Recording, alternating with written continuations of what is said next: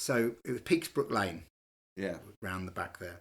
That was run by a lady called Penny Boyd, and I started going there because on the bump for the RSPCA, it said that you needed hands-on practical experience. So I went there, and when I went there, I found she had things like domestic animals. There were a fair few dogs running about, but there was British wildlife, so there were injured and recovering foxes, badgers.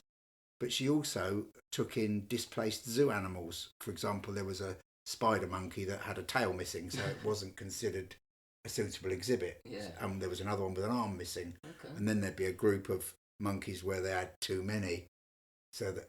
We had probably 200 primates. Wow. There was a couple of rescued baboons from a laboratory, because I remember they had tattoos. Really? And I remember distinctly. I can probably talk about this now. They weren't on the license, because with a place like that you have to have a dangerous wild animals license, and each animal that's specified has to be written down on the license, and these baboons weren't on there. So was this place like a sub from the YMCA, or was it just under the umbrella as its own? No, it was a private thing. Right, yeah.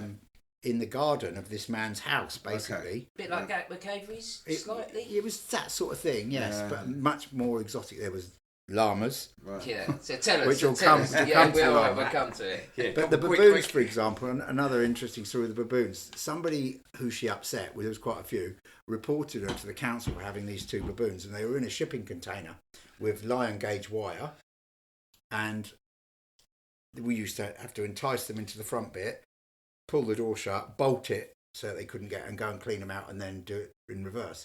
But so someone reported her to the council. The council man who knew they were there anyway, but he had to come and inspect. So she got a dodgy vet in with a blowpipe, and we blowpiped these baboons. Yeah. And he said to me, right, go in and I've got this male baboon with teeth that are 2 inches long that can bite through your head. Yes. And we're carrying it out, and we put it on the bonnet of a car, because he said, while we got it out, we'll just make sure, but give him a quick health check. Is this when you give it the tattoo? No, the tattoos were done by the lab. So we put in worm paste up under his teeth and like just having a good look at him. And then he rolled over, and I said to the vet, I thought he was unconscious. He went, well, he's not really unconscious. He said it's a sensory deprivation drug, so he's actually awake. And I'm like, right, where's the and we put him in this cage. Good job Padlocked we went it, hid it. The councilman came the next day, saw empty container, didn't look anywhere else, just went fine. And happy ending, they ended up at Knowsley Wildlife Park. Oh, great. And lived out their lives nice in a much better place. Nice. Yeah, brilliant. That's nice to hear, yeah. So, tell us about the llama. Well, the llama. He was called Jeremy, and he was a guanaco llama, and he'd been hand-reared by the lady that owned the place, so he had no fear of people at all. And he used to spit a lot, so you'd be walking past and he'd be spitting at you. And to feed him, we used to have like a Marks and Spencer's food tray, and he'd have greens and bread. Would he only have Marks and Spencer's? Well, no, it was just that the food came from out-of-date Marks and Spencer's. We had to pick it up from all over the place. So he'd have this big tray full of bread and greens and stuff, but he'd also have hay. And of course they ruminate and then they regurgitate it, and that's what they're spitting out, fermented hay juice basically. Okay. So, and I was putting the food in just over the top of the fence, and as I pulled my hands out again, he grabbed my wrist, I think you can see there. Ooh, yeah. And they've got hooked teeth, so it pinged through two tendons and the median nerve, and then his tooth ended up round the inside of my wrist bone and had my hand pinned to the fence. So it can be a little bit dangerous. So I'm stuck then. So I just reacted. I punched him with my other hand. I punched him straight on the nose, and he let go. Right. But my wrist opened up, like in a 3-inch long gash, about 2 inches wide, and I couldn't use my fingers.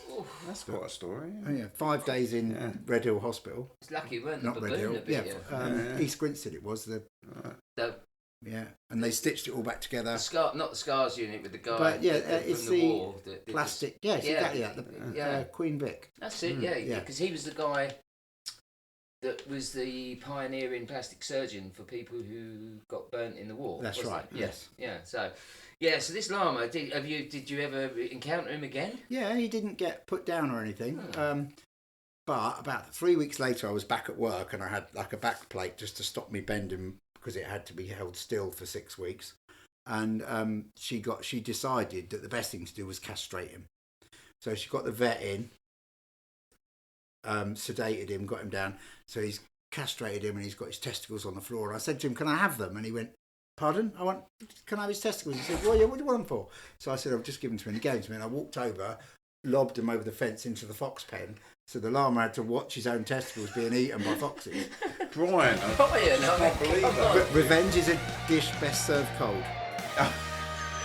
You wouldn't even get your own back on a llama.